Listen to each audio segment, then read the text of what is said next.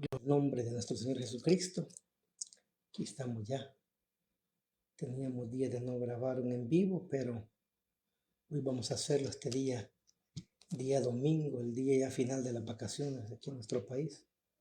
Saludos desde las Higueras y Salcos, Sonsonate, El Salvador. A los hermanos ahí que van a ver después este video. Sé que la hora ya es muy tarde, pero ahí va a quedar grabado este video y por 30 días en el Facebook. Y lo vamos a subir también en la cuenta de YouTube para que quede guardado este tema, este mensaje. Mis hermanos amados, si alguien se conecta, pues bendito sea Dios, pero vamos a compartir la bendita y santa palabra de Dios esta noche. Para ello quiero leer el Evangelio de Lucas, capítulo 12. Capítulo 12, versículo del 13 al 21, vamos a leer. Y el tema bajo el cual vamos a meditar esta noche, amados hermanos, es: ¿y lo que has hecho, para quién será? Y lo que has hecho, ¿para quién será? Es el tema de esta noche. Vamos a leer la palabra de Dios. Voy a usar Biblia versión Las Américas. Versión Las Américas, capítulo 12 de Lucas, versículos del 13 al 21. Dice la escritura: uno de la multitud le dijo: Maestro, dile a mi hermano que divida la herencia conmigo. Pero él le dijo: Hombre, ¿qué me ha puesto por juez o árbitro sobre vosotros? Y les dijo: Estad atentos y guardaos de toda forma de avaricia, porque aun cuando alguien tenga abundancia de bienes, su vida no consiste en estos bienes. También le refirió una parábola diciendo: la tierra de cierto hombre rico había producido mucho, y pensaba dentro de sí, diciendo: ¿qué haré, ya que no tengo dónde almacenar mis cosechas? 18. Entonces dijo: esto haré, derribaré mis graneros y edificaré otros más grandes, y ahí almacenaré todo mi grano y mis bienes. Versículo 19 de Lucas 12. Y diré a mi alma: alma, tienes muchos bienes depositados para muchos años, descansa, come, bebe y diviértete. Pero Dios le dijo: necio, esta misma noche te reclamarán el alma. Y ahora, ¿para quién será lo que has provisto? ¿Para quién será lo que has hecho? Y el tema: ¿para quién será lo que has hecho? Vamos a orar. Padre buen Dios, que estás en tu trono de gracia y de bondad y de amor, nos presentamos delante de esta noche, delante de ti, oh Dios, no en nuestra propia justicia, no en obras de justicia que nosotros hayamos podido realizar, sino a través de la justicia de Cristo que nos ha sido imputada en la cruz del Calvario, a través de tu ira derramada sobre él, y así poder acercarnos delante de ti confiadamente para ser socorridos. Habla nuestras vidas a esta hora, Señor. Que este consejo que le diste a tus discípulos, Señor, en ese momento, le diste un consejo: que se guardaran de la avaricia. Les dijiste que el éxito del hombre no está en acumular bienes materiales ni riquezas en esta tierra, sino el acumular tesoros en el cielo, que el Señor Jesucristo también dijo allá en Mateo capítulo 6, Señor. Que la gente se afana en este mundo por hacer, obtener, poseer, para finalmente morir, como dice en el libro de Eclesiastés, y pasar al mundo de los muertos. Y lo más tremendo, a esperar el juicio de Dios, a enfrentar el juicio de Dios y la rendición de cuentas. Habla nuestras vidas a esta hora, Dios Todopoderoso, que el que va a oír este mensaje y lo va a ver, sea confrontado, sea exhortado, sea edificado, pero que también sea advertido de que tu regreso está pronto y que nadie escapará de la realidad de la muerte. Porque así dice Hebreos 9:27, que tú mismo lo instituiste, Señor, que los hombres mueran una sola vez y después de esto será el juicio. Y que toda la gloria y que toda la honra sean para ti por los siglos de los siglos. Amén y amén. Gloria a Dios. Hermanos amados que van a ver este video, o alguien se lo va a ver en vivo, bendito sea el nombre del Señor. El tema bajo el cual vamos a meditar esta noche, esta preciosa noche de domingo, de finalización de vacaciones aquí en nuestro país. No sé en otros países que mis hermanos ven los estudios, si también es tiempo, periodo de vacacional, porque en todo el mundo la iglesia tradicional celebra pues algo que ustedes ya conocen y cosas religiosas y todo, y la gente buscando prácticamente autojustificarse delante de un Dios tan santo y tan justo que nadie se puede justificar. Solo a través de la justicia de Cristo es que podemos tener acceso al trono de Dios y a la salvación y a la vida eterna. Es la realidad. Entonces, y lo que has hecho, ¿para quién será? Es el tema de esta noche, amados hermanos. Los que lo van a ver, los que se van a conectar y los que lo van a ver más adelante. Voy a comenzar diciendo estas palabras, hermanos. En estos tiempos tan difíciles que vivimos, donde el materialismo ha esclavizado a millones de personas que se afanan día y noche, por lograr el éxito material, por lograr el éxito financiero y por no decirlo hasta lograr el éxito intelectual de buscar títulos, que no está mal, está bien, para poder vivir de una manera más cómoda, no pasar necesidades como otros lo hacen. Entonces, hermanos, está bien. Entonces, estos tiempos difíciles que estamos viviendo del materialismo ha esclavizado a millones de personas y se afanan día y noche por tener ese éxito financiero, ese éxito económico, ese éxito intelectual, y la gente se afana, hermano. Mire qué tremendo. Y lo peor, que sin darnos cuenta es el pecado de la avaricia. Ha tomado control aún de muchos ministerios, entre comillas, cristianos, enseñando que como hijos de Dios debemos ser prósperos y ricos, que no tenemos por qué pasar necesidad ni sufrir penurias en este mundo. Y se ha levantado ahí un movimiento de predicación de esa manera, que tú estás aquí para ser rico, Dios quiere darte tu casa nueva, tu carro nuevo y tus viajes. Y yo no digo que Dios no puede dar esas cosas, porque las puede dar. Hay cristianos que son prósperos y son bíblicos, hermano. Pero lo que voy yo es que el mensaje del Evangelio no es ese. No es ese, hermano, en ningún momento. Jesucristo no vino a morir en la cruz del Calvario para que usted y yo no tuviésemos problemas y para que usted y yo fuésemos ricos y para que nuestros sueños fuesen cumplidos. No, no, en ningún momento. Él vino a morir en la cruz del Calvario para perdonarnos y justificarnos de nuestros pecados tan sucios y perversos que eran delante de un Dios tan santo y tan justo, hermano. Pero hay muchos ministerios, entre comillas, hasta cristianos, han pervertido el evangelio, han pervertido el evangelio, hermano. Y ese no es el evangelio de Cristo.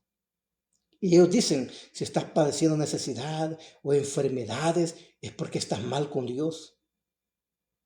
Pues los tiempos siempre han sido iguales, ya que no hay nada debajo del sol, como lo dice Eclesiastés. Y es por eso que vamos a aprender de este pasaje bíblico la importancia, hermano, de hacer tesoros en los cielos más que en la tierra. Ya que los tesoros, dice ya en Mateo 6, en la tierra son perecederos, pero los tesoros espirituales son eternos, hermano. Mire, y si podemos hacer los dos, pues bendito sea Dios, porque hay gente en la Escritura que lo obtuvo las dos cosas y sirvieron al reino de Dios. Bendito sea el nombre del Señor. Lo voy a ubicar rápidamente en este contexto, hermano, de lo que yo voy a predicar ahora. Mire qué interesante. Estamos hablando acerca del capítulo 12, versículo 13 en adelante. Pero el contexto, hermanos, está atrás.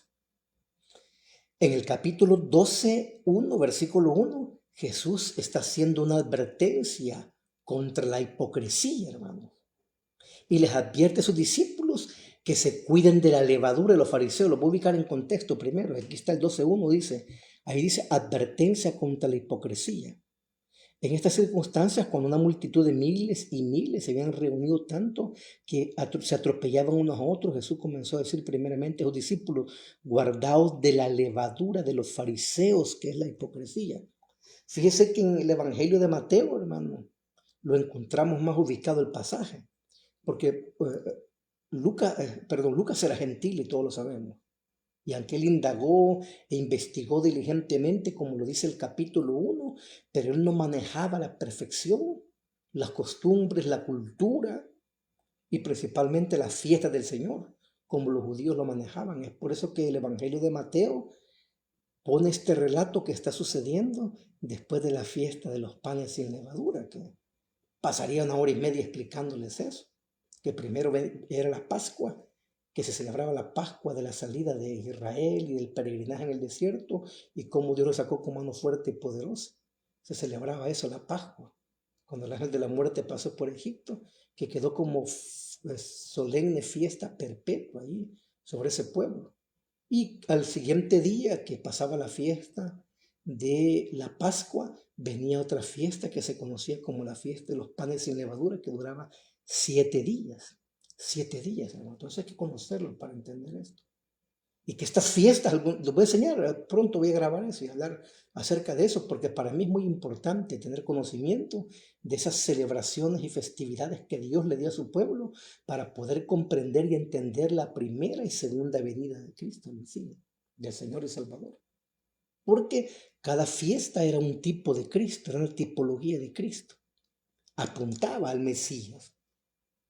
Entonces, y él cumple la fiesta, y por eso que Mateo le explica que este suceso se da después de la fiesta de los panes sin levadura, y que esa fiesta consistía que durante 7 días en Israel no se podía cocinar con la levadura, porque la levadura se toma en ese contexto como una tipología del pecado. Entonces, en Israel en esos tiempos bíblicos se sacaba la levadura de todas las casas, no se podía tener levadura en las casas, era prohibido según la ley, y la sacaban de las casas y las almacenaban en otro lugar afuera, hermano, de la ciudad.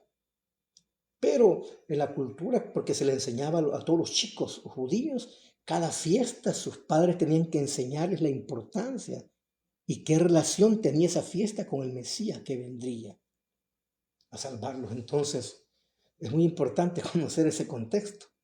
Entonces, la levadura es la tipología del pecado. Por eso se menciona mucho la levadura en Corintios, en otras cartas, hermano. Yo tengo prácticamente como 6, 7 mensajes que después los voy a grabar cada uno.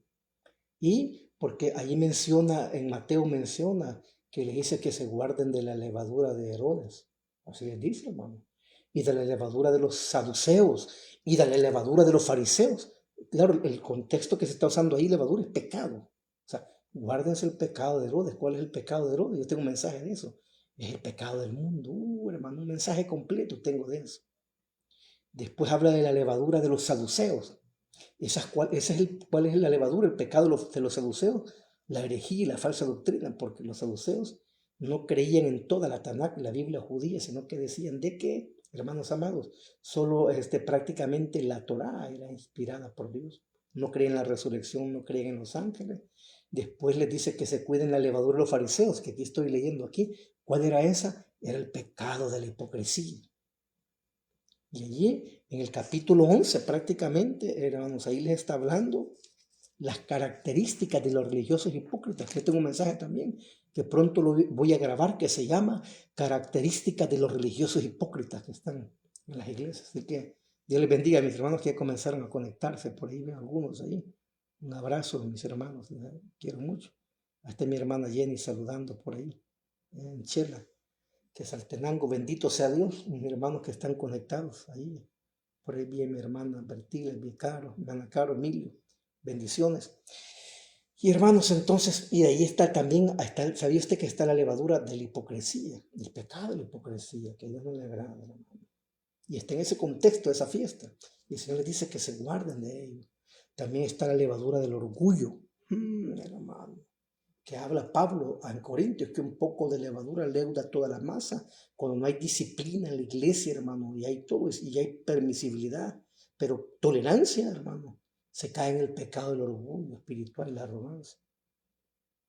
Entonces, pero en este contexto les está hablando advirtiéndoles acerca de la hipocresía, en el 12.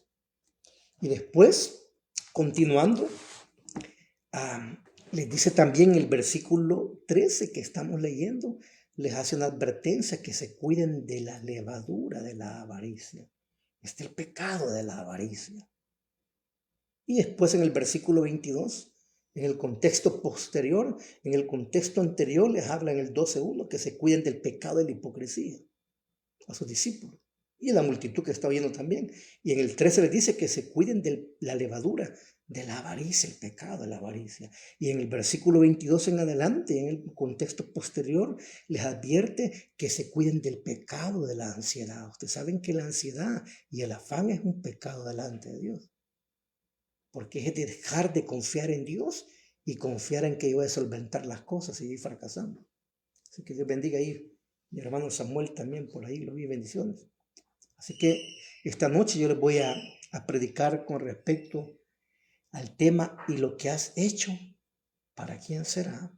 Enfocados en el pecado de la avaricia, hermanos. Así que ya lo ubiqué en todo el contexto, espero no haberlos confundido. Y si no, ahí me escribe alguien al Messenger, me escribe en mi WhatsApp los que me conocen. Y ahí vamos a afinar detalles allí, hermanos. Ya los ubiqué en todo el contexto allí, hermanos. Entonces, ahí les advierte sobre estos pecados, pero ahora nos vamos a ir al contexto de este texto que yo voy a leer ahora, del tema que es y lo que has hecho, para quién será. Y vamos a sacar aplicaciones y verdades a nuestra vida, hermanos, que nos pueden suceder, que es lo que estamos viendo ahora en este mundo lleno de materialismo, lleno de egolatría, hermanos. Estamos difícil lo que estamos viendo. Entonces, ahora vamos a entrar al texto prácticamente, de glosarlo. Y el tema es, y lo que has hecho, ¿para quién será? Bendito sea Dios, hermanos amados. Y comenzamos. Y comienza él ahí, ¿verdad? En el texto, hablando sobre el pecado de la avaricia. Y le voy a decir, ¿por qué se da este contexto, hermano? Porque todos los que hemos estudiado y vamos a la historia, nos damos cuenta que en la mentalidad judía, ellos creían que ellos no necesitaban una salvación espiritual, porque cuando yo saqué un diplomado de teología judía, hermano, para estudiar su cultura y todo eso, veíamos allí ciertos aspectos bien interesantes, que en el judaísmo se cree que ellos, por los practicantes, y hasta algunos no practicantes, creen que la salvación para ellos nada más tiene que ver con la enfermedad, ser salvos de la enfermedad, ser salvos de la pobreza económica y ser salvos de sus enemigos. Y espero ubicarlos en contexto, no es mentira. Y Jesús sabía bien eso cuando él vino acá, y por eso sanó a todos los enfermos, dice la Escritura, porque una de las cartas de presentación del Mesías es que él iba a llevar la enfermedad de su pueblo, según Isaías 53, y por eso lo curó. Otra también, que los iba a librar de la pobreza. Pero eso no, mucha gente continuó siendo pobre en Israel en ese tiempo. Los enemigos quedaron sobre ellos siempre, dominándolo. Por eso ellos dijeron, este no puede ser el Mesías, entonces que nosotros estamos esperando, que haga estos milagros y señales, pero el Mesías no solo va a traer sanidad física, sino que va a traer libertad de nuestros enemigos y de la pobreza, y eso lo hizo los milagros de sanidad. Y es por eso que ellos no lo reconocieron, hermanos, sabiendo que Dios puso un velo sobre este pueblo. Pero ese es el problema. Ese es el problema, que este pueblo, hermano, ellos no creían que la libertad que ellos necesitaban era espiritual de sus almas. Es el pueblo de Israel. Y eso no entendieron ellos. Ellos venían y Lucas dice al principio, ¿verdad? Y la concebirá a un hijo y su nombre será Jesús. Y ahí no dice el texto, y él liberará a su pueblo de sus necesidades económicas. No dice así. Y él librará a su pueblo de sus enfermedades, aunque lo hizo mucho, sí. Pero no dice así. Y él librará a su pueblo de esto otro, no, él dice, y él salvará a su pueblo, que dice, de sus pecados. De sus pecados, hermano.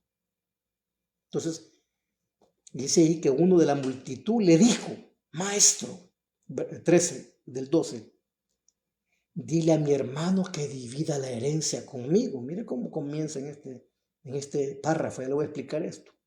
Pero él le dijo, hombre, ¿quién me ha puesto por juez o árbitro sobre vosotros? Lo voy a ubicar rápidamente en el contexto cultural rabínico de la época, porque ahí está un problema ahí, hermano, rabínico de la época. Y es hermano. ¿Por qué le dijo eso? Jesús está predicando el evangelio del reino, Él está llamando al arrepentimiento, Él está condenando la hipocresía, Él está condenando la ansiedad, Él está condenando allí, hermano, la avaricia, que la gente solo piensa en lo material y no en lo espiritual. Él está predicando, llamando a los pecadores al arrepentimiento. Y a mí me sorprende que en medio de eso que Jesús está haciendo, uno de la multitud se le acercó y desenfocado totalmente, como mucha gente anda desenfocada en este mundo. Y le dice: Maestro, dile a mi hermano que divida su herencia conmigo. ¿Por qué le dice eso? Lo voy a aplicar rápidamente. Dios bendiga, hermano José, Dios bendiga. Hoy le voy a escribir, más noche le voy a escribir. Y hermano, le voy a explicar rápidamente por qué dice aquí en Lucas 12:13, dice uno de la multitud. ¿Por qué le dijo: Maestro, dile a mi hermano que reparta su herencia conmigo? Este hombre que estaba aquí, hermano, que estaba totalmente desubicado, aunque estaba oyendo el evangelio del reino que se estaba predicando, pero él estaba enfocado en las cosas materiales. Él no estaba enfocado en las cosas espirituales como mucha gente, hermano, ahora. En el día de hoy, en las multitudes, en el mundo moderno, la gente está desenfocada en lo espiritual y la gente está afanada en lo material, en tener, en poseer, en obtener.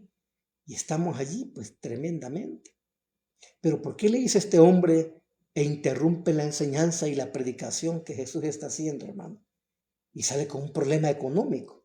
Se lo voy a explicar rápidamente, porque en ese contexto cultural religioso de la época, los rabinos o maestros de la ley tenían la autoridad para resolver problemas o disputas, hermanos, de herencia en ese contexto cultural. Y los rabinos y las escuelas rabínicas se basaban prácticamente en dos pasajes: Deuteronomio 21, del 15 al 17, que no lo voy a leer, y el otro sí lo voy a leer, es el número 27, del 1 al 11. Nos vamos a ir al número 27.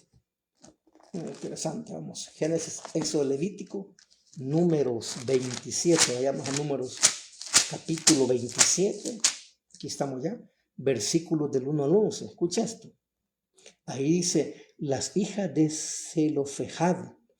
Entonces las hijas de Zelofejad, hijo de Efer, hijo de Galad, hijo de Maquir, hijo de Manasés, de la familia de Manasés, hijo de José, se acercaron, y estos eran los nombres de sus hijas: Maala, Noa, Ogla, Milca y Tirsa.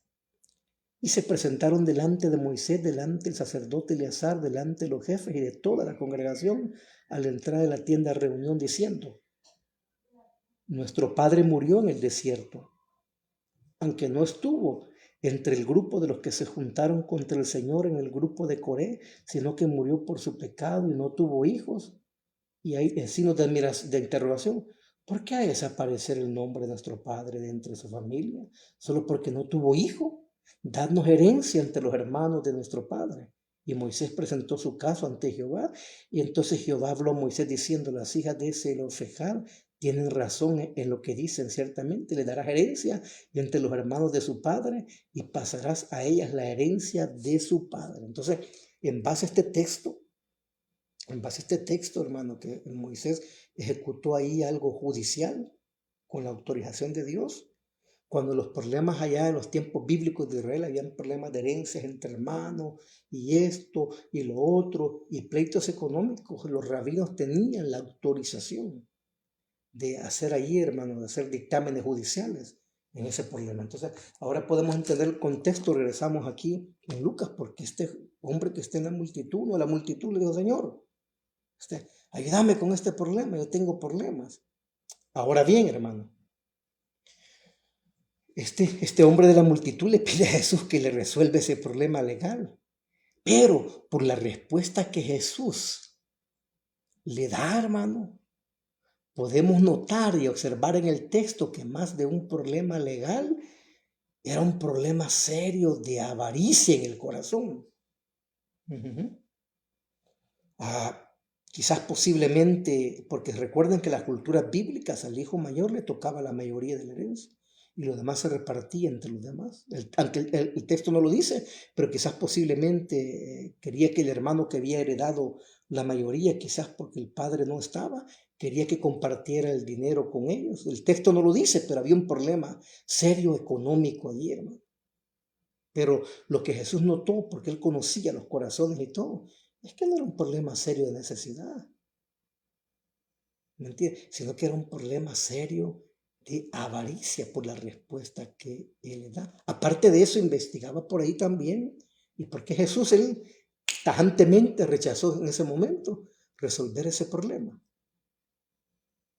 Porque investigaba por ahí que también en los tiempos bíblicos, hermanos amados, muchos de estos rabinos y todo, y hombres de autoridad, ellos se prestaban para hacer fallos en favor de quienes no tenían la razón, por dinero, una corrupción que había. Entonces, Jesús, para evitar todo esto, él le dijo en el 14, hombre, ¿quién me ha puesto por juez o árbitro sobre vosotros? Como, o sea, la mejor respuesta sería, mira, muchacho, joven, hombre, no sé quién era. O sea, eso no es prioridad lo que yo he venido. Eso no es prioridad lo que yo he venido. Yo he predicado el evangelio del reino. Llamar a los pecadores al arrepentimiento, a reconciliar a los hombres con Dios. Yo no iba por arreglar problemas económicos, para como predican algunos allí, pida, clame por su borrasaldo y esto, aquello y lo otro. Yo no digo que Dios no lo puede hacer, sí lo puede hacer, hermano, pero voy a decir algo. Y aquí está la primera verdad que vamos a aprender y aplicación esta noche de este texto, hermano, que estamos leyendo. Y esta es la primera verdad. Aprender en este versículo 13 y 14 que el problema más grande del ser humano no es material ni económico, por lo cual ese evangelio de dinero y de prosperidad no sirve, no funciona. Y aprendamos esto en el versículo 13, 14. El problema más grande del ser humano no es material ni económico, en el que algunos tenemos deudas, necesidades, pasamos necesidades, sí es cierto, y hay mendigos, hay gente pidiendo en la calle ahí, aguantando hambre. Y quizás se va a ir egoísta o radical lo que voy a decir, pero les voy a decir algo, sé que es duro, es difícil, como niños están pasando hambre en el África y yo veo la guerra de ahora, que miles de millones a diario se destruyen y digo, Dios mío, con esto se podría resolver la hambruna de años de esta gente, sí se podría hacer, pero aún haciéndolo, si lo hiciéramos, ese no sería el problema más grande de estas personas, hermano, porque el problema más grande del ser humano no es económico. No es económico. Y Jesús se lo dice. Allí se lo dice, mira, ¿quién me ha puesto por juego árbitro sobre vosotros? O sea, en pocas palabras, a mí esto no me... Yo no voy a resolver esto. Yo no he venido a resolver problemas económicos aquí. Y bien lo dijo, hermano, un predicador puritano hace ya varios años, hermano, más de un siglo. Dijo él predicando allí en una plaza pública, si el problema más grande del ser humano fuera económico, Dios hubiera mandado un economista celestial a morir por los problemas económicos y se hubieran equivocado, dijo este hombre. Si el problema más grande del ser humano, dijo él, mire, fuera la enfermedad, él hubiera mandado a un doctor celestial a morir, dijo, por la enfermedad y a nadie se enfermaría. Es tremendo, ¿eh? Y más adelante, después ya de los predicadores modernos, cuando surgieron muchas ciencias que florecieron, como le expliqué en el estudio último que yo hice ahí, hermano, de la sabiduría de Dios versus la sabiduría de los hombres. Y dijo, si el problema más grande del ser humano fuera psiquiátrico y psicológico, él hubiera mandado a un psiquiatra celestial, un psicólogo, a morir. Pero el problema más grande del ser humano no es ni económico, aunque sí se pasan agüites y necesidades de mucha gente, y lo reconozco. Y que cuando hay dinero y todo, hay más tranquilidad y paz cuando se paga todo y hay angustia por pero aún así no es el problema más grande el económico. El problema más grande no es la enfermedad, que hay gente enferma en el hospital agonizando y todo eso. Y mueren y muchos están muriendo, pero el problema no es la enfermedad, es qué pasa después de que mueren. Y el problema más grande del ser humano no es psiquiátrica ni psicológico, como lo quieren hacer muchos pastores psicólogos, hermanos, sociólogos en los púlpitos, como dije en el último estudio, sino que el problema más grande, dijo este puritano, del ser humano es el pecado, es su pecado. Él es esclavo del pecado del diablo y del mundo. Él aborrece a Dios. Él no quiere venir a la luz para que sus obras no sean reprendidas, hermano. Y por eso aborrece la luz. Ese es el problema más grande del ser humano. Así es, hermanos amados. Así es. Y por eso Jesús les hace ver a ellos y a los discípulos que están allí, que más allá de la abundancia o de la provisión material y económica, la vida no consiste en los bienes que se poseen, ¿sí le dicen? Sino ser rico, hermano, de los tesoros espirituales del reino de Dios, es lo que verdaderamente importa, pero es lo que la iglesia ignora. A esta hora es lo que la iglesia está extraviada, como aquella iglesia de la Odisea, hermano, que Jesús le dijo, el Espíritu le dijo a través de las cartas de aquel hombre de Dios de Juan en Patmos, y le dice, pero tú dices que eres rico y te has enriquecido y no sabes que eres miserable, pobre, ciego y desnudo. Le dice el pastor primero en la congregación, porque es una iglesia muy próspera materialmente, pero esta iglesia se había enfocado en lo material y había descuidado lo espiritual. Pero volvamos al contexto. Entonces, hermanos, el problema más grande del ser humano no es económico, sino es material. No es material, aunque sí hay necesidades, hermano. Entonces, esa es la verdad, la primera verdad y la primera aplicación que estamos sacando ahorita de este texto, la primera verdad, aprender que Jesús está enseñando en el texto. Porque este hombre, Jesús está predicando el evangelio, llamando al arrepentimiento, y él pensando en el dinero. Y quizás tenía, pero él quería más. Y por eso Jesús no le respondió. Entonces, segunda verdad al aprender, versículos 16 en adelante. Versículos a 16 en adelante. Versículo 15, perdón. Segunda verdad al aprender está en el versículo 15. Como dijimos en primer lugar, que del versículo 13 y 14 estamos aprendiendo que el problema más grande y serio del ser humano no es económico. Entonces, ya Jesús en el versículo 15 le muestra a esta multitud y a sus discípulos que el problema más grande, en segunda verdad que vamos a aprender en este texto, que el problema más serio, más grande del ser humano es su pecado. Y les dijo, estad atentos y guárdense de toda forma de avaricia, le dice, porque aun cuando alguien tenga abundancia en su vida, esta no consiste en los bienes que él posee, así dice Jesús, hermano. Y hay mucha gente que tiene bienes de este mundo, hermano. Hay gente que tiene bienes para vivir 100 vidas. Pero lástima que no va a vivir 100 vidas. Porque como lo estableció Dios en Hebreos 9:27, que los hombres mueran una sola vez y después va a ser el juicio, ¿verdad? Es una sola vida que se va a vivir, aunque tengan dinero y bienes materiales para 100 vidas, solo van a vivir una. Y esos bienes materiales no les van a alcanzar para rendirle cuentas a Dios, hermano. Porque la vida del hombre, dice aquí, le dijo, no consiste en los bienes que él tenga. A Dios eso le sale sobrando, hermano. Y eso es muy importante.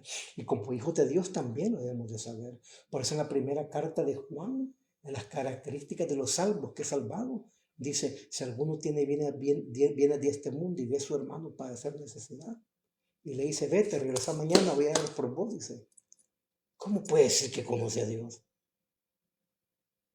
Hermano, entonces, el problema más serio, más peligroso, y es lo que nos está predicando en los púlpitos el día de hoy, hermano, hablando del pecado, de la depravidad del hombre, hermano, y de la condición del hombre caído delante de un Dios tan santo y tan justo. El problema más grande del ser humano es el pecado, la hipocresía, la inmoralidad, la avaricia que está mencionando en el texto, la rebelión contra Dios, la mentira. ¿Cuántos pecados, hermano? Ahí en contra de Dios. Ese es el problema más grande del ser humano. Romanos 3:23 dice, por cuanto todos pecaron y están destituidos de la gloria de Dios. Así es, hermano. Porque la paga del pecado, dijo el apóstol, es muerte. Mas la dádiva de Dios es vida eterna en Cristo Jesús, Señor nuestro. El problema más grande de esta humanidad es el pecado. Es el pecado, hermano. Por lo cual, solo el Evangelio glorioso y poderoso tiene la respuesta a los males que aquejan a esta humanidad de malicia, de inmoralidad, de perversión. No los tienen las ciencias humanistas, y los dije, hermano, que el día lo grabé. Y alguien me escribió por ahí, dijo, no, yo creo que sí, va, que la sociología y la psicología pueden ayudar. Sí, Sí, te pueden, momentáneamente, sí, es como darle un calmante fuerte, como ponerle una droga a alguien que tiene podrido todo su cuerpo con cáncer. Eso son las ciencias humanistas con- en su efectividad contra el pecado.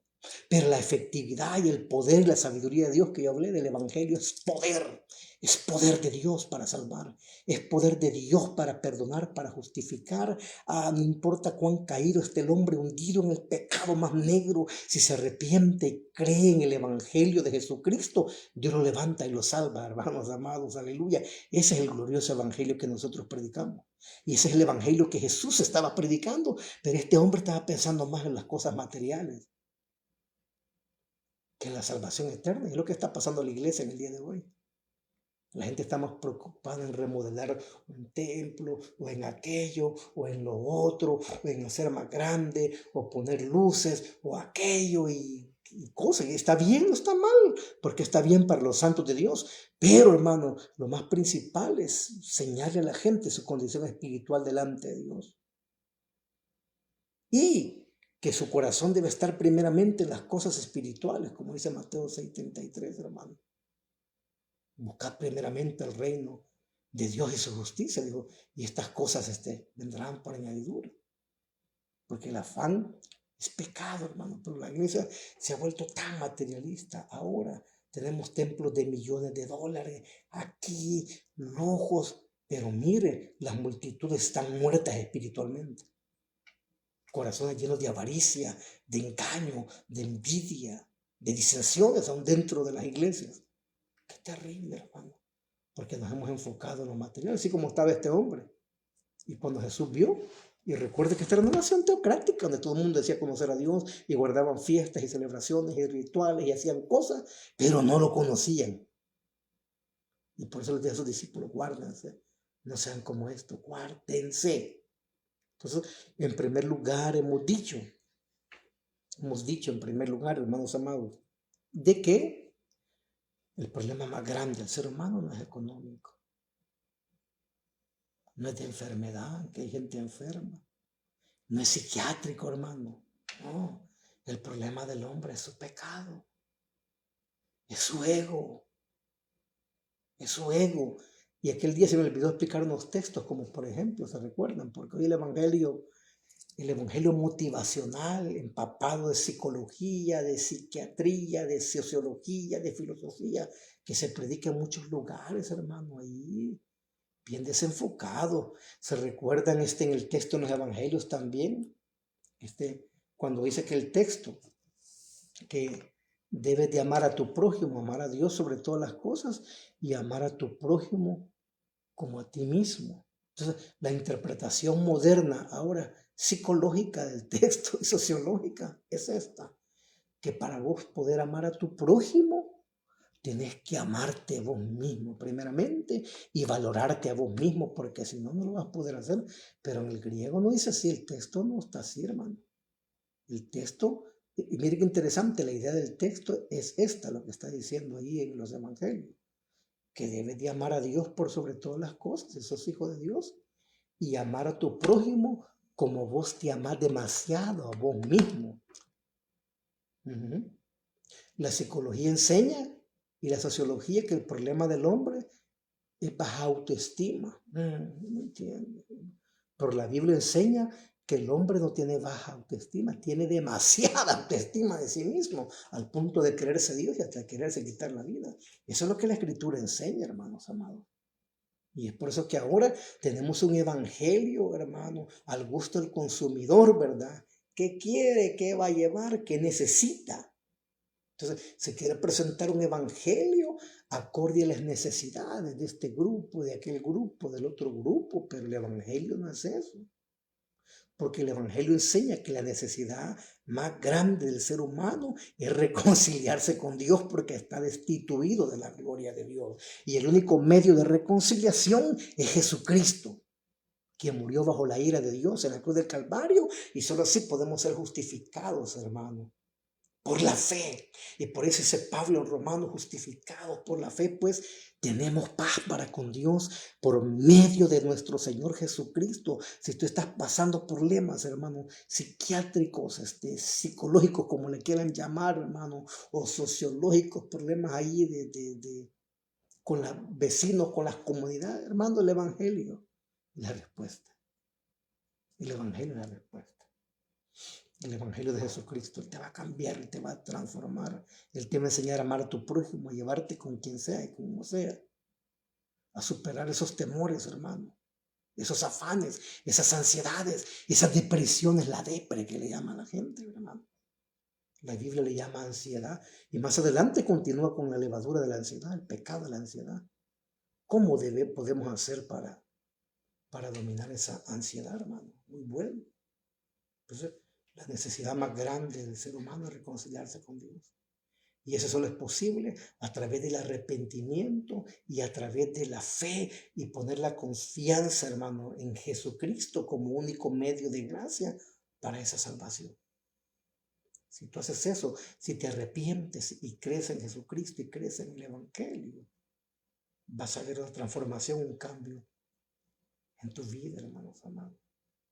Entonces, recapitulando, primera verdad que hemos aprendido, versículo 13 y 14, que el problema más grande del ser humano no es económico. Y así como este hombre llegó delante de Jesús, multitudes llegan a las iglesias esperando, buscando a Dios para que se acaben sus problemas económicos. Y los pastores les ayudan, les complacen, hacen cultos de milagros, de peticiones y esto y de aquello, de lo otro, y les hacen promesas, ¿verdad? Que a veces la Biblia ni da. Y así está esto, así como se llama. Pero Jesús, Él no cayó en el juego. Le dijo, no, hombre, ¿quién me ha puesto por juez sobre este asunto? Ahorita mi prioridad es la predicación del Evangelio. La predicación del Evangelio, que los hombres se arrepientan y vengan al reino de Dios, no andar arreglando problemas económicos. Yo lo mismo considero que cuando voy a predicar, yo predico el Evangelio y llamo a los pecadores al arrepentimiento. Hay de milagros hay que se encarguen otros, hermanos. Dios me ofreciendo milagros, borrasaldo y todo eso que se encarguen otros. A mí Dios me ha llamado a llamar a los pecadores al arrepentimiento para que entren al reino de Dios. Y los que me conocen bien saben que yo me mantengo en mi posición y no lo voy a cambiar. Y por eso mucha gente me dejó de invitar a predicar en las iglesias porque ya no quieren oír el evangelio. Ya no quieren ser exhortados, amonestados, hermano. Ya no quieren que se predique contra el pecado y se llame a los pecadores al arrepentimiento. Tienen miedo de quedarse solos en las iglesias y perder los ministerios. Es cobardía eso. Pero la verdad es que a Jesús no le importó. Y les dijo, estad atentos y guardados de toda forma de avaricia, porque aun cuando alguien tenga abundancia en su vida, esta no consiste en sus bienes. Ay, dice, los que confían en la riqueza, dice, porque se harán alas como de águila. ¿Cuántos han perdido riquezas? Y dice el versículo 16. Ya cuando Jesús ahí, Él entra en una parábola. Entra en una parábola para enseñarles que el problema más grande del ser humano no es económico, en ningún momento. Y también les refirió una parábola diciendo, la tierra de cierto hombre, es el versículo 16, rico, había producido mucho. 17, y pensaba dentro de sí diciendo, ¿qué haré, dijo? Ya que no tengo dónde almacenar mi cosecha. O sea que este hombre tenía propiedades, tenía granero, pero tenía todo topado, hermano, en abundancia. Y la cosecha se aumentó y más trabajadores y más cosecha más viene. Y en el versículo 18 entonces dijo, claro, esta parábola, recuerden, una parábola del griego parabolé, una simil. Está ocupando cosas conocidas para enseñar cosas que no se conocen. Cosas materiales conocidas para enseñar verdades espirituales. Una parabolea, una parábola. Y les tira. Y les dijo a este hombre, entonces esto haré. Derribaré mi granero, dice, y edificaré otros más grandes y allí almacenaré todo el grano y todos mis bienes. Dijo, voy a derribar todo y voy a comenzar a hacer todo nuevamente. Ahí está Jesús contando esta parábola, esta similitud. Y eso es lo peor. Y después dijo, y después diré a mi alma, alma mía, tienes muchos bienes depositados y ahorrados para muchos años, hermano. ¿Cómo quisiera yo poder decir lo que este rico dijo en la parábola? Tiene muchos bienes para muchos años ahorrados. Hermano, nosotros ni para horas tenemos a veces, ni para días. Pero bendito sea Dios que Dios no nos deja, ¿no? Y los que lo tienen, que son buenos administradores, bendito sea Dios. Pero nuestra confianza no debe estar en eso, sino en Dios. Hermanos amados, para muchos años, descansa, come, bebe y diviértete. Semana Santa. Hermanos, está viendo las noticias ahora y vi cuánta gente ha muerto. Qué tristeza, vi que un bus volcó allí en Honduras, hermano, varios muertos, niños. Hace poco compartí el video ahí en la red y vi la gente gritando, desastres que han pasado, gente que ha andado aquí y han muerto y gente con bienes y todo, hermano, ahí. Bien lamentable, lo vi hoy. Una noticia también que había muerto un militar muy de alto rango, ahora retirado, y su lancha volcó. Me dio tristeza. Yo oraba ahora, ayer y ahora, conduciendo, decía, Señor, ten misericordia de esta nación, ten misericordia de las almas, Señor. Y fui que oré por las carreteras aquí, porque he manejado estos días saliendo a servir al Señor. Ayer viajé hasta San Martín y ya vine de noche y venía orando, vida y venía, Señor, guarda estas calles de todo accidente, que las almas no mueran, Señor, sin haber escuchado tu palabra. Y venía orando y he orado estos días aquí, porque en esta autopista nosotros vivimos aquí cerca todos los días, accidentes, muertos, pero bendito sea Dios, que en estas vacaciones aquí no ha habido ninguna desgracia. Pero se me olvidó orar por las lanchas y todo eso. Y veo ahora y me entró una tristeza, hermano. Y muertos aquí y muertos allá y fueron a un río y se ahogaron. Yo me pongo a pensar, quizás ellos no tenían los bienes que este hombre rico tenía, o quizás sí, otros no, de las cosas que han pasado en otros países y de gracias que han sucedido, hermano. Y yo me pongo a pensar y digo, Señor, ¿y esta gente te conocía o no te conocía? ¿O qué habrán pensado ellos? Se levantaron y salieron. Porque nadie piensa en la muerte, ninguno. Nosotros pensamos en la mañana o nos levantamos diciendo, ¿será que este día me voy a morir, me voy a ver al Señor? O si no es creyente, ¿qué me voy a morir y qué va a pasar? Nadie se levanta preguntándose eso. Entonces este hombre cuando vio su prosperidad y material y dijo, y las cosechas, y llegaban los carros llenos de trigo, de cebada, todo lo que voy a botar estos graneros y voy a hacer unos más grandes, dijo, porque tengo para muchos años. Y es lo que el ser humano piensa ahora, los más poderosos de este mundo, los millonarios de este mundo, los más poderosos. Ellos piensan que no se van a morir, piensan que van a ser eternos. Ahí está el gran problema. Y también los que no tenemos dinero, hermano, gente que anda ahí sin Dios y sin esperanza, piensa que no se van a morir también, pero se van a morir. Es el mensaje que prediqué hace un par de meses, recuerden. La muerte, un suceso inevitable para todos. Qué terrible. Y le diré a mi alma, descansa, come, bebe y diviértete. Eso es lo que la gente anda pensando en el día de hoy, en lo material. En lo material y no piensan en lo espiritual.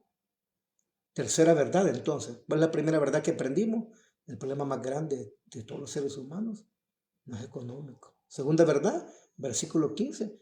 El problema más grande de todo ser humano es su pecado. Y tercera verdad que vamos a aprender, versículos 16 en adelante, esto, que el hombre tiene que morir,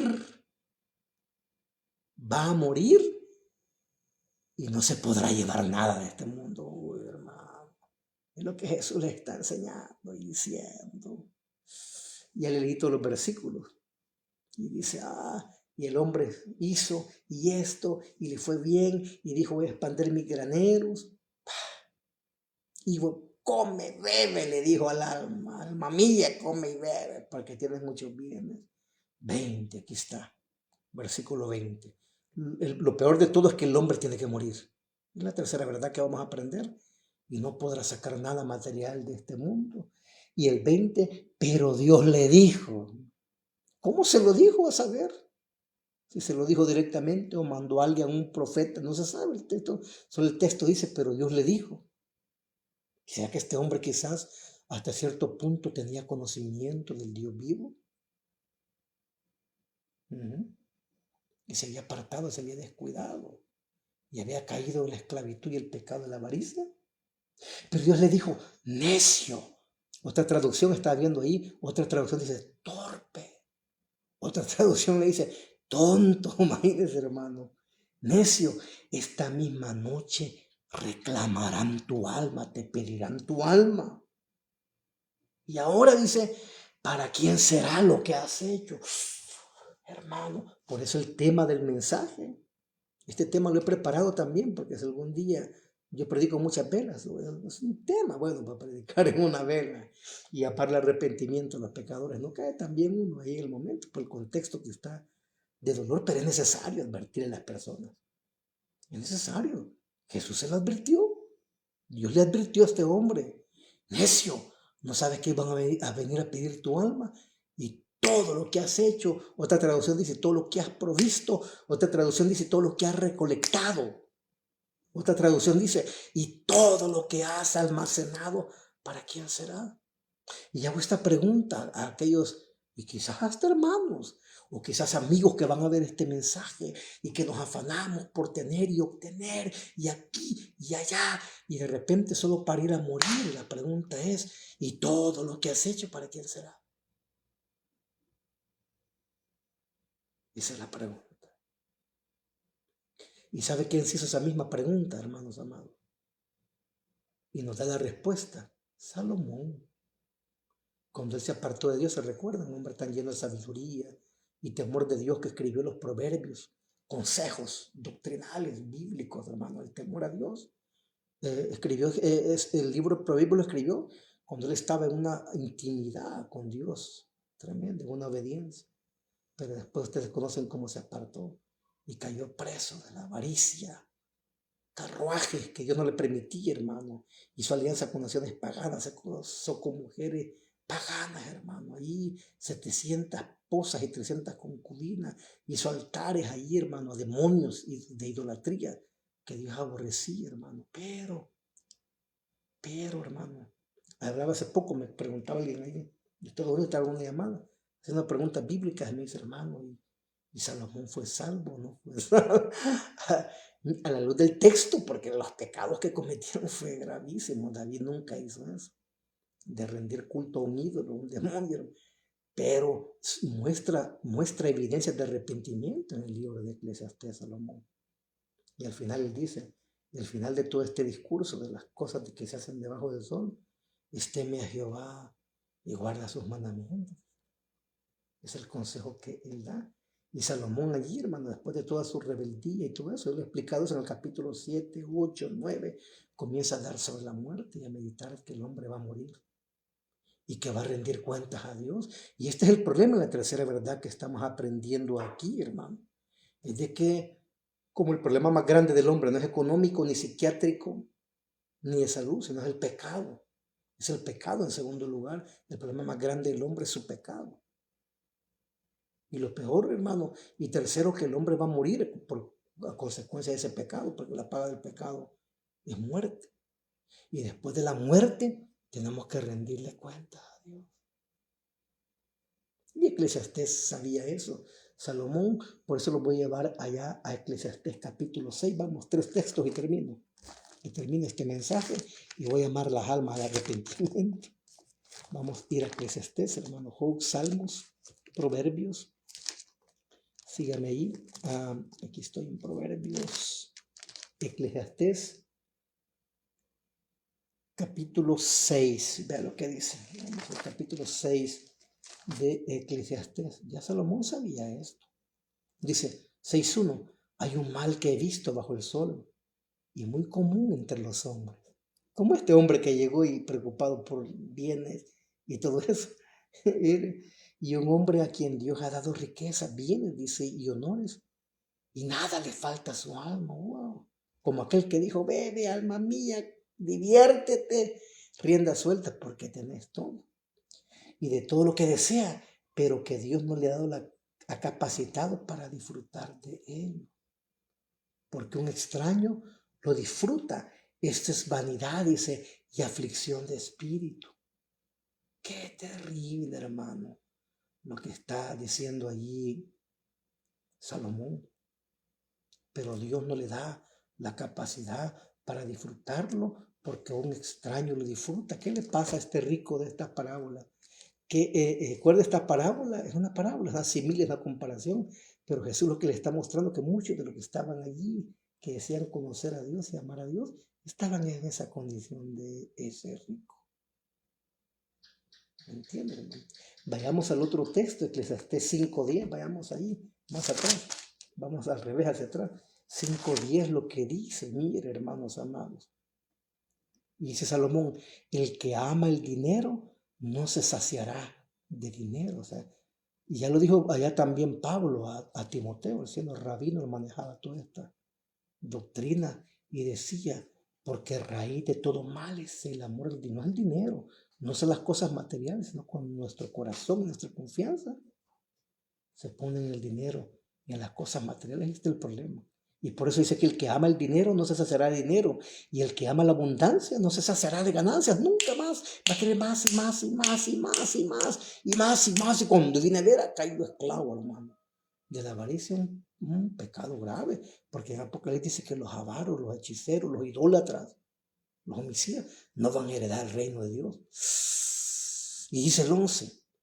Cuando aumentan los bienes, aumentan también los que lo consumen. Así pues, ¿cuál es la ventaja para sus dueños sino verlos con sus ojos? Y dice el 12, dulce es el sueño del trabajador, coma mucho, coma poco, pero la hartura del rico no le permite dormir, dice hermano. Porque todo lo que tiene que va a pasar y que voy a hacer como este hombre que estaba aquí, que voy a hacer, no me caben mis bienes y mis graneros, los voy a derramar y voy a hacer esto más grande y voy a beber y a comer. Pero Dios le dijo, necio, hoy vas a venir a pedirte tu alma. Y lo que has hecho, ¿para quién será? Y el último texto que voy a leer es Eclesiastés 2, veamos a 3, 2:18. Ya Salomón ha hablado de esto. Eclesiastés 2:18, hermano. Dice ahí, asimismo aborrecí todo el fruto de mi trabajo con que me había afanado bajo el sol, el cual que tendré que dejar, dice, al hombre que vendrá después de mí. Correcto. Y este texto voy a terminar con un pensamiento, una llave, anótela ahí ese pensamiento y guárdela en su corazón. Asimismo aborrecí todo el fruto de mi trabajo con que me había afanado bajo el sol, el cual tendré que dejar al hombre que vendrá después de mí, porque nada se va a llevar cuando uno se muera. Ahí no van a echar escrituras de casas, ahí no van a echar escrituras de carros, ahí no van a echar cuentas bancarias, ahí no van a echar tarjetas, porque nosotros no creemos lo que los egipcios creían, que embalsamaban a sus muertos y les ponían monedas de oro y sus tesoros a ellos para cuando pasaran al inframundo, al otro lado, ¿me entiendes? Con el dios Anubis de la muerte, los iba a recibir y ellos iban a poder hacer transacciones en el mundo espiritual. No es así, la Biblia no enseña eso. Entonces, que tendré que dejar a otro después de mí. Y quién sabe si se será sabio o necio. Sin embargo, él tendrá el dominio sobre todo el fruto de mi trabajo con que me afané, obrando sabiamente bajo el sol. Dice, esto es vanidad de Salomón. Yo he visto gente, hermano, que le han dejado plata, han dejado platales, y que su familia se las han acabado en meses, en años, porque no tenía la misma visión ni nada. Y eso es vanidad de Salomón. Por tanto, me desesperé en gran manera, el 20, por todo el fruto que de mi trabajo con que me había afanado bajo el sol. Cuando hay un hombre que ha trabajado con sabiduría, con conocimiento y con destreza y da su hacienda al que no ha trabajado en ella, eso también es vanidad, es gran mal, porque imagínense, este hombre dice con sabiduría hizo esto, trabajó, administró, y le queda otro que ha acabado, brother, en 6 meses, en un año. Yo he visto gente acabarse riquezas en 1 o 2 años, de millones, a lo largo de mi vida cristiana y cosas que he oído y conseguiría. Es terrible, dice el 22. Pues qué si recibe el hombre de todo su trabajo y del esfuerzo de su corazón con que se afana debajo del sol, porque durante todos sus días su tarea es dolorosa y penosa y ni aun de noche descansa su corazón. También esto es vanidad. Nada hay mejor para el hombre, dice, que comer y beber y decirse que a su trabajo es bueno. Esto también yo he visto que es de la mano de Dios, el disfrutar. Podemos disfrutar de las cosas materiales sanamente que Dios nos ha dado, hermano. Disfrutarlo, porque No nos vamos a llevar nada, hermano. Disfrutarlo, lo que nos ha dado. Porque ¿quién comerá y quién se alegrará sin él? Dice. Porque a la persona que le agrada, él le ha dado sabiduría, conocimiento y gozo, mas el pecador le ha dado la tarea de recoger y amontonar para darlo al que agrada a Dios. Esto también es vanidad y correr tras el viento. Y termina Salomón.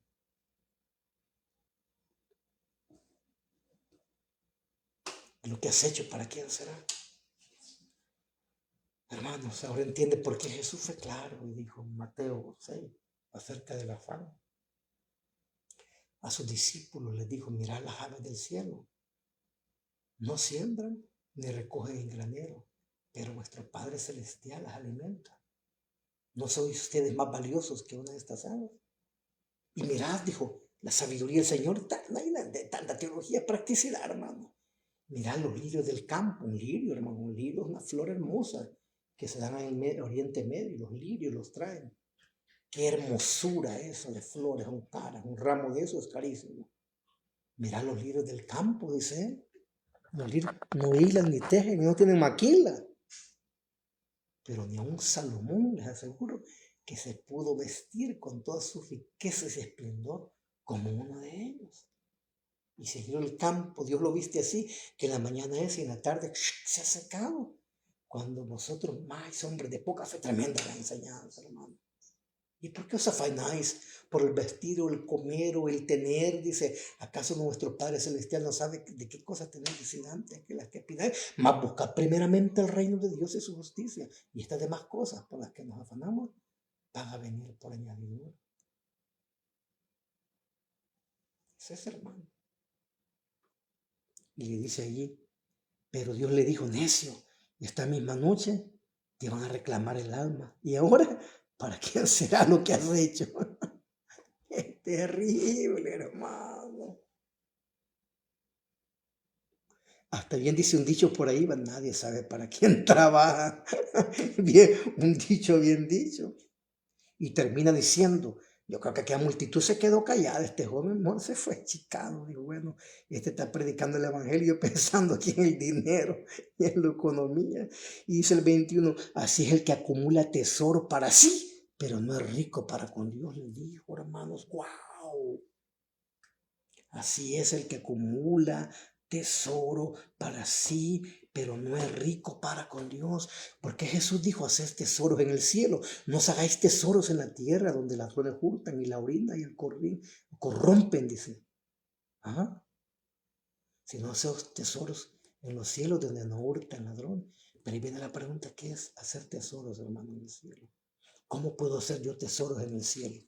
Buena pregunta, ¿o no? Sería otra predicación esa. ¿Cómo serán los tesoros? ¿Serán las obras de justicia que Cristo ha hecho que van a ser recompensadas en Corintios? La santidad, la obediencia a Dios, el servicio a Dios, la entrega a Dios, la búsqueda de Dios. Yo estoy haciendo tesoros en el reino de los cielos. El servicio a Dios, cuando sacrifico cosas de mi propia vida y de mi propio bienestar para el reino de Dios, estoy haciendo tesoros en el reino de los cielos. ¿Será cómo están esos tesoros? Entonces, es como que dijésemos que hay una cuenta bancaria en el cielo, hermanos, ciertamente, donde estamos acumulando tesoros espirituales. La pregunta es, hay un libro que así se llama, lo voy a revisar, de John Bunyan, John Bunyan, un puritano. Lo leí hace años, pero lo voy a revisar ahora. Voy a sacar unas notas de ahí, se llama Tesoros Espirituales. Buenísimo, hermano. ¿Cuáles son los verdaderos tesoros espirituales? Un libro de John Bunyan, del Progreso del Peregrino, por ahí lo tengo. ¿Cuáles son, hermanos? Y ahora, hermanos en Cristo, les pregunto, ¿cuáles son los tesoros que has acumulado en el cielo? Así es el que acumula tesoros para sí, dice, pero no es rico para con Dios. Qué terrible. Y esto es preocupante. ¿Saben por qué? Yo anoté esto por aquí. Esto es duro lo que voy a decir, pero anótelo en tu corazón y en tu mente. Pero es la realidad, hermanos amados. Es la realidad. Hay mucha gente exitosa en este mundo y hubo deportistas que han ganado miles de millones. Tienen para vivir 10 vidas, 100 vidas ellos y su familia. Uno tiene hasta 50 autos de lujo, jets privados aquí, hermano, mansiones. Son ricos para consigo mismos, pero no son ricos para con Dios. A Dios no le apantalla la riqueza ni el poder de ningún ser humano, ni de Donald Trump, ni de Putin, ni de los hombres más poderosos, ni de Bill Gates, ni los más multimillonarios. A Dios no le asombra nada de eso, porque dice que Él es el dueño del oro y la plata y de la tierra y su plenitud, hermano. A Dios nadie lo va a apantallar a nosotros sí, pero a Dios no. Y yo noté con esto, terminando esto y ponlo en tu corazón. Escucha esto. Los beneficios del éxito material terminan con la muerte. Los beneficios del éxito material se van a acabar con la muerte, brother. Empresas, negocios, propiedades. No se puede llevar nada de eso uno, bro. A los egipcios se los ponían, ¿va? Y han encontrado tesoros ahí en las pirámides, que Giza, todo lo que usted verá.